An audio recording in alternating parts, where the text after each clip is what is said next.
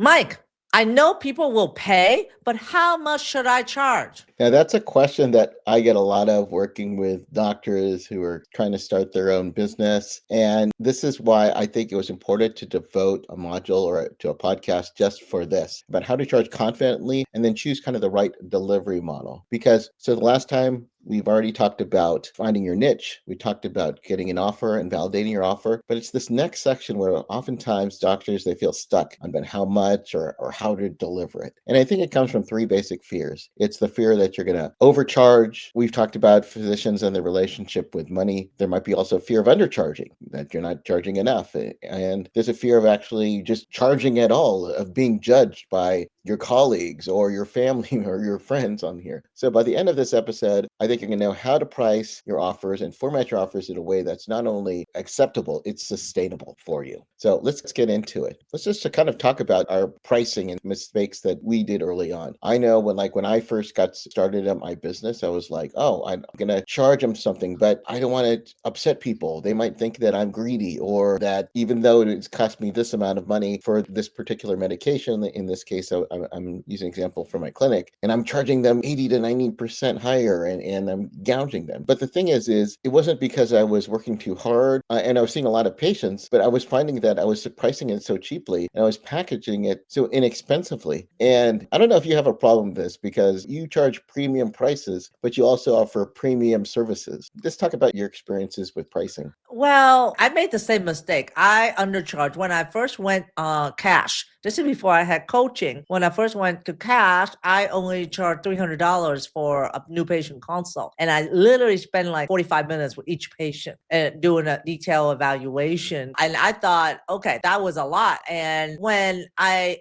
then had a coach, I reframe it to like, well, if you package your services, you can be different than other people and you prevent potential patients or customers to a price compare, meaning they don't call your office and go, how much for a consult? And you tell them 300, they'll call the next guy down the street and go, how much for a consult? But if you package your consult to include not only an evaluation, lab review, but you also do biometric measurements such as measurement of body fat and muscle, and you add like customized assessment, like I included for ED questionnaires on ED questionnaires and hormone questionnaire and lab review prior to them coming to the visit. And then on top of that, we also counsel on lifestyle modification that affect their condition. So I added more value or bonuses in the visit that allows me to charge more. And so my coach encouraged me to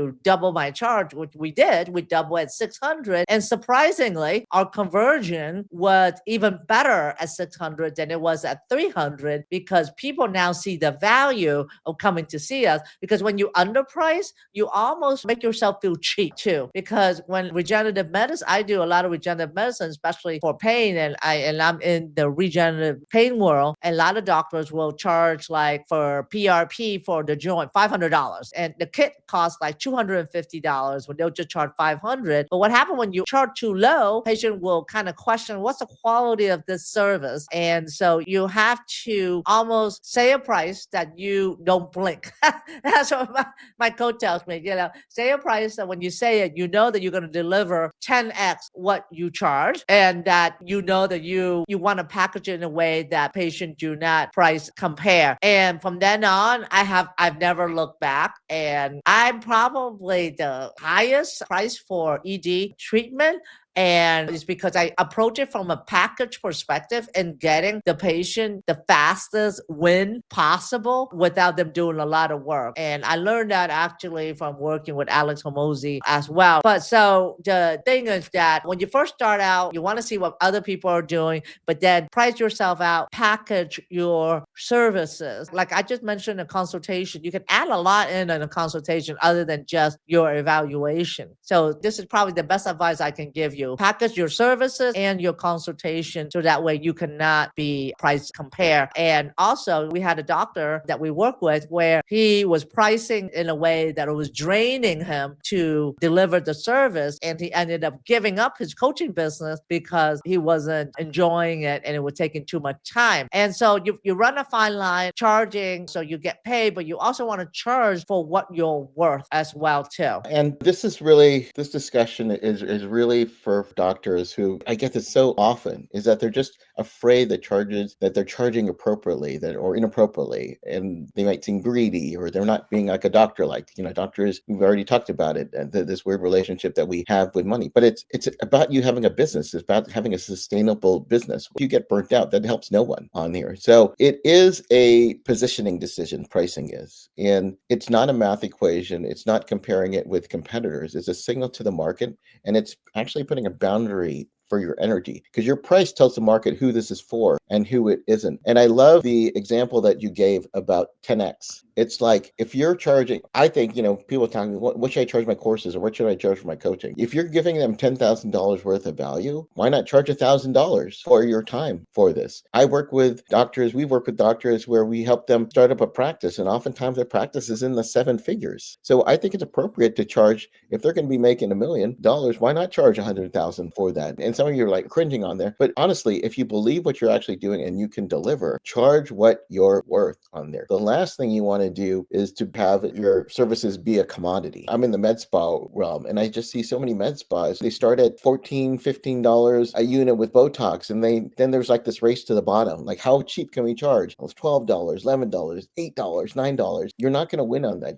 We don't want you to be Walmart. You don't want you to be the low price leader on here. It's about, when you provide premium services, you should be able to charge premium pricing on that. I do want to add on that in order for you to charge premium price, you have to position yourself as the authority and the leader. And what I mean by that is that you have to produce content, as in YouTube or on Instagram and so forth. But my favorite platform is YouTube. So in order for you, because that way people see what you're like, people see your credibility, your authority in the content that you produce. So that's how you position yourself as the authority and the leader. But it's also unique selling position. Doctors, nobody's like you. Even though, okay, you're a rheumatologist or you're a family medicine doctor, but nobody has your background of how you grew up, your challenges that you overcome, either personal or health or professional challenges, and the training that you have, and also your clinical perspective. No one's like you. There is not another Mike Woo-Ming or Truong in the perspective. So play up to that. So if you want to position yourself uniquely so that way you can be viewed as the leader, then when you produce content, lean on your uniqueness. And that's what sets you apart. Don't be like anybody else. Lean on who you are, your background, your personal story. And that's the best I can tell you in positioning yourself as the leader and the authority. So when you do, then patient will justify paying that premium price. And I can't tell you enough that since I've been putting videos out on YouTube for the last 4.5 years, when patient call our office, they're sold on what I'm doing. They know what I teach, and they're already they're ready to buy. And it's almost no question to ask, and they just need to know, okay, how much do they have to pay? It's actually make us charge easier, believe it or not, to charge that premium price. And I do want to clarify on the word commodity. When I first heard that word, I didn't really understand what it means. And commodity, what it means is okay, you're comparing apples and apples, and it's the race down to the bottom. It's if you're doing a consult for $300, the patient calls in, find out how much it is, and they'll call the person down the street, not comparing experience. It could be somebody that doesn't have the same training or whatever, and that person charges $200, and then the patient's going to go to the one that is cheaper. In order for you to not be a commodity that people can compare you to another person, you do two things. You produce content on YouTube, position you as the authority and the leader in your field, and second, package your services. So it's not just a consult alone. It's a lifestyle consultation, it's lab analysis, biometric analysis, and customized assessment. And that's how you phrase it. So that way you're doing 5 different things in a consult rather than just a consult alone. I'm telling you, I am giving you like 7-figure advice right here, because once I started doing that, we went from charging $300 to $600 to $900 for a consult. And my ED treatment, I used to charge $3,000, now it's $15,000. And guess what? We're not converting less. We're actually converting more, because it's like there's a saying, when you pay attention, right? So the more you pay, the more you want to pay attention, and the more compliant you get from your patient to follow your program. And trust me, I've been there. I was undercharging until what we're seeing now. And the patients that we're getting now are more appreciative and are compliant of what our protocol is like. And it's actually a good feeling as a physician when you're working with somebody that understand, appreciate you, and follow what you recommend. And so I know you're probably watching this or you're hearing this and you're saying, wow,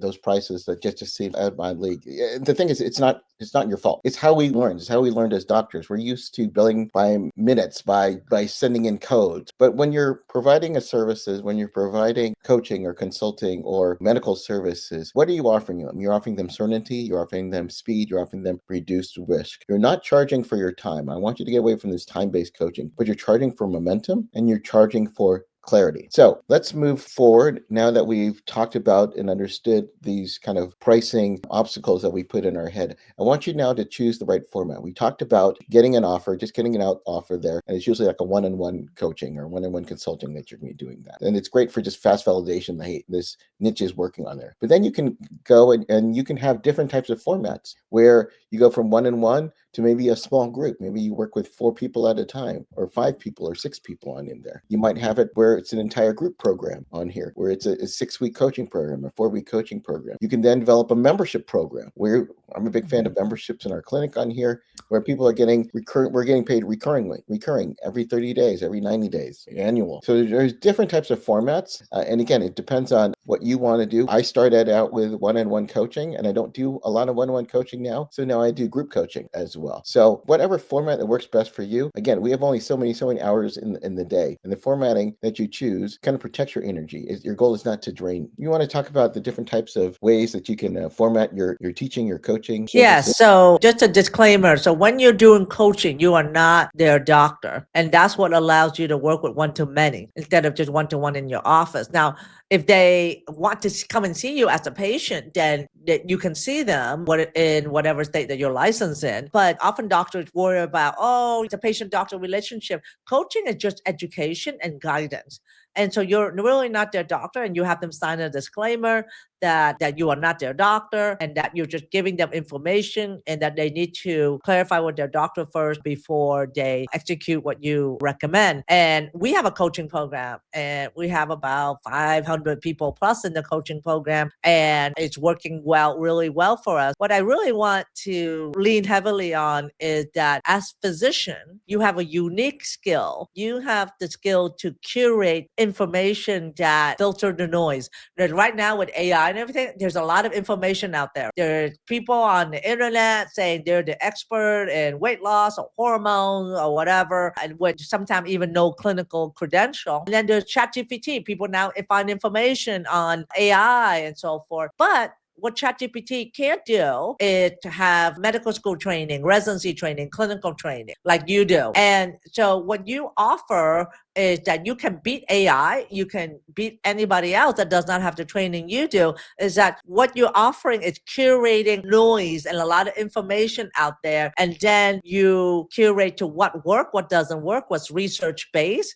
And then you also put it in a way that's a protocol that people can follow to get results. So what you're offering is I always tell doctors, you are the curator of complex information, and you simplify it in a way that is actionable and simple for people to do. And that's exactly what we do day in, day out in the office, to do a history, physical, and then differential diagnosis and a plan. But you can do that on a massive scale, as in a group coaching program where you have a set framework, where you have a framework that you assess people by, and then there's a treatment algorithm. There's a not so much treatment algorithm, but an algorithm for them to get results. For one, I mean, I treat men with ED, probably one of the most complex metabolic problem there is. But we do a group coaching program, and we have client all the way from California. We have one right now in South Africa and also in England as well. And I set up, like, how I do the protocol is that I have modules that I have recorded, and I set up a pathway for them to follow so they can get results wherever they are in their problem at. And that's where you are good at. Okay. So I want to stress that uniqueness that physician can offer. And that's how you're able to charge a premium price, as well as create a community as well. Because people don't want information anymore. People are not buying courses. They're not buying information. What they're buying is confidence, clarity, and speed of action. And they also want help with implementation as well too. They want help to implement it. It's almost like you're the personal trainer. I mean, everybody knows to work out and to eat less, exercise more. But why do we pay personal trainer? It's to help us accountable. So when you do a group coaching program, you can do the same thing. So in a group coaching program, we have the course, but then we also have different experts, like nutrition expert, exercise expert, and mindset expert that do group coaching with our member to offer that implementation accountability. We also have a group manager that does follow up with them as well. So the thing is, tap in on your uniqueness, because all of us have a unique protocol that we follow. Okay. And that is the best advice I can give you from 4 years of having a membership. My goal is to scale that to 10,000 members at this point, because when you have a membership, you have a sustainable business that make you money consistently month to month without preventing you from getting new patient into your practice all the time. With us, even though they're not patient, they're just, we call it, we're just customers and client. But that if we keep getting more client rather than turnover, we're good. I want to advise doctors, don't copy your competitors without context. You have that ability to curate the information and your own particular protocol, and that when you choose one-to-one coaching, it's going to burn you out. Okay, I advise you do group coaching as instead, and pick a way that you can sustain for long term. There's a model that's called Tiny Challenge, and one of my colleagues in my group coaching program is that you can do, like, meet with someone on one-to-one, but just 45 minutes for 5 times. So that could be once every week or every day for 5 times, but just 5 times to get them a result that they need or clarity that they need. So that could be like the combination between one-to-one but it's short. It's not long term at all. So that way you don't get burned out. And it's a model that you can launch immediately as well, with even just small following. So we're going over some objections, pricing, mistakes that we often see. Now, I want to give you a direct call to action, direct action you can do. Just choose a price. Choose a price. It doesn't have to be perfect. Kind of a rule of thumb that I do with doctors is, hey, how much should I charge for my consultation? If it's a 60-minute consultation, I ask them, what do you make per hour? Whatever that is, double it. That's your time. Just do it, choose it, and see what happens. You want your price high enough so you can get some feedback on it, and you don't want to have it where it's like stupid. I see I see surgeons and they charge $20 for a consultation or something like that. It just doesn't make sense. Pick your price, your hourly price that you currently are getting right now as a physician, and then double it. Because the first version, it's not forever. But commit to it. Just commit to it for 30 days. Then if you need to make some changes, then that's okay. Pricing clarity comes from delivery, not just from deliberation on there. You just have to go out there and do it. So, pricing isn't about what they can afford. It's about what makes the work sustainable. If you want to build a business, and you're all here because you want to build a business, you have to build something that is sustainable. So I think we covered the pricing talk pretty well. Anne, is there anything else you want to add? Yeah, I just want to add that if you're doing a service, just make sure that you have about at least 75 to 80% profit margin in your pricing structure. But it's kind of harder to do when you're doing kind of like just a consultation. Well, what Mike said is how much you make an hour. That's really good, and double that. Okay. But you want to make sure that you deliver the service at 10x what you charge, and it will show. It will definitely show in the result. One thing is that don't discount your service. It make you look cheap. Meaning, if you charge $500, and then the next month you said, "Oh, come in and get 40% off," it make you look cheap. So if you're gonna charge a price, and if you want and to to entice people to come in to see you, add bonuses. So something extra that you're gonna do that may not cost you more to add to the service, so that way you don't look cheap. Meaning, if they say you do a consult, well, that maybe you can, if you're doing like shockwave or laser, add that in to your consultation. Add something in to make it more valuable rather than discounting. Because a couple weeks ago, I was talking to this doctor, and she was like offering $50 because she said, well, no one was coming in at $300. I'm just decreasing it. But when you're decreasing it, you undervalue yourself, because if people are like $50 to see you, that's probably not real. It's probably fake. So they probably think that you're not real either. So the one thing is, stand by your pricing, and if anything, you should go up. But if you want to entice more people, add bonuses, and that's the number one thing that marketers do, is just add more bonuses that may not cost you a lot to entice people. And this is exactly what we do to help physicians get clarity on what they need to do to build an online business, and something such as pricing and execution and the model that you want to do. You're allowed to build something that support what you want to do in your clinic. So we want you to check out our Doctors Online Success School Group. Is a community of physicians that want to leverage their medical expertise, so that way they can have multiple sources of income in addition to just seeing patients in the clinic. Check it out at the link down below, or go to doctors with an S, onlinesuccess.com, and we will see you in there. And just know, doctor, that you are not just a doctor, you are the Doctor Boss. All right. We'll see you in the next episode.